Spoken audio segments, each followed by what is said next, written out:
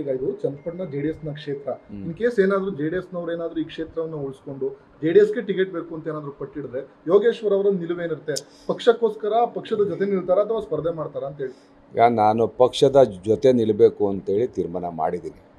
ನಾನು ಸ್ಪರ್ಧೆ ಮಾಡಬೇಕು ಅನ್ನೋದು ನಮ್ಮ ಕಾರ್ಯಕರ್ತರು ಮುಖಂಡರುಗಳ ಆಶಯ ಆದರೂ ಕೂಡ ಪಕ್ಷದ ಜೊತೆ ನಿಲ್ಲಬೇಕು. ಯಾಕಂದರೆ ಇಷ್ಟು ವರ್ಷ ಪಕ್ಷ ಜೊತೆ ನಾವು ಹೋರಾಟ ಮಾಡಿಕೊಂಡು ಜೊತೆಲೇ ಇದ್ದು ಭಾಳಷ್ಟು ಏಳು ಬೀಳುಗಳನ್ನು ಕಂಡಿದ್ದೀವಿ.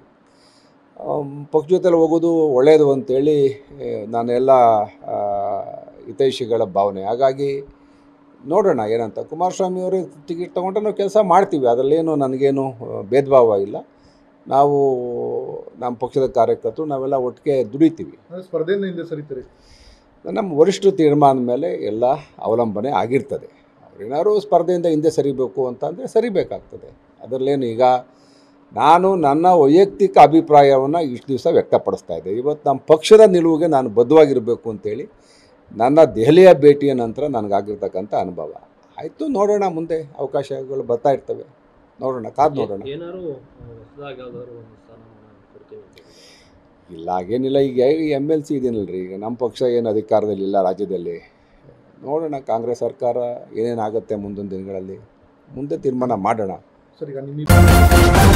ನ್ಯೂಸ್ ಫಸ್ಟ್ ನಿರ್ಭೀತಿಯಿಂದ ನಿಮ್ಮ ಪರವಾಗಿ.